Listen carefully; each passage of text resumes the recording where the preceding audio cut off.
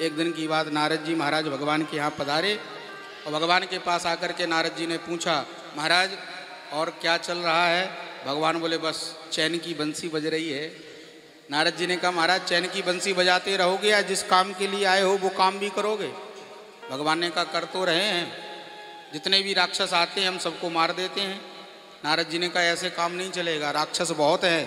अगर आप ऐसे इंतजार करते रहोगे कि राक्षस आपके पास आए तो पूरा समय व्यतीत हो जाएगा, राक्षस खत्म नहीं होंगे। भगवान ने की तो क्या करें? नारद जी बोले, एक काम करो ना महाराज, ये राक्षस आते कहाँ से हैं? बोले, मथुरा से। तो आप ही मथुरा चले जाओ और वहाँ पर रहने वाले सारे राक्षसों को एक बार में ही मार डालो। फुटकर का काम बंद करो और थोक का चालू करो। भगवान ने भी मन में विचार किया, बात तो ठीक ही है, कब तक इंतजार करूंगा राक्षसों का, मैं ही मथुरा चला जाता हूँ। ठीक है नारद जी, ऐसा ही करेंगे। उधर नारद जी पहुँचे कंस के पास। कंस से पूछा, और कंस कैसे हो? कंस बोला, महाराज क्या बताएं, बड़े दुखी है। क्यों, क्या हुआ? अरे कृष्ण बलराम को मारने के लिए मैंने जितने राक्षस भेजे वो वृंदावन तो गए पर लौट करके कोई नहीं आया। नारद जी बोले, आने वाले भी नहीं हैं, क्योंकि एक एक करके तुम राक्षसों को भेजते हो और वहाँ पर कृष्ण बलराम दोनों भाई मिल करके तुम्हारे उन राक्षसों को मार देते हैं। तो बोले क्या करें? बोले राक्षसों को भेजना बंद करो और कृष्ण बलराम को यहीं मथुरा बुला लो। इससे क्या होगा? बोले जैसे वो दोनों भाई मिल करके तुम्हारे राक्षसों को मारते हैं वैसे ही तुम सब मिल करके इकट्ठे होकर के उनको मार दो। कंस ने मन में सोचा, बात तो ठीक ही है, ऐसा ही करते हैं। सो कंस ने क्या किया, धनुष यज्ञ का आयोजन रखा। और धनुष यज्ञ का आयोजन रखा, धनुष यज्ञ का जैसे ही आयोजन रखा है, सारे राजा राजकुमारों को बुलाया है। सारे राजा राजकुमार आए हैं।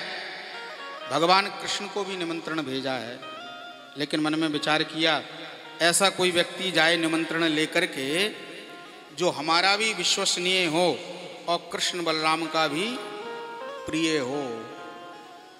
ऐसा अगर कोई है तो वो है अक्रूर जी। अक्रूर जी कृष्ण बलराम के रिश्ते में चाचा लगते हैं और हमारे मंत्री हैं।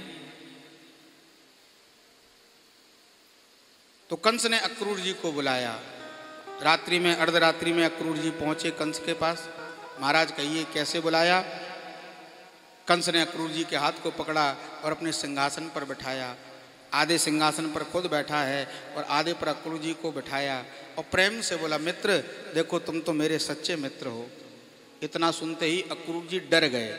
डर क्यों गए? क्योंकि अक्रूर जी सत्संगी हैं। अक्रूर जी जानते हैं नवन नीच की अति दुखदाई। अगर दुष्ट व्यक्ति बहुत ज़्यादा नम्र हो जावे, शास्त्र कहते हैं तो सज्जन व्यक्ति को सावधान हो जाना चाहिए। क्यों? क्योंकि दुष्ट व्यक्ति तभी नम्र होता है, दुष्ट व्यक्ति तभी मीठी भाषा बोलता है जब उसका कोई स्वार्थ होता है।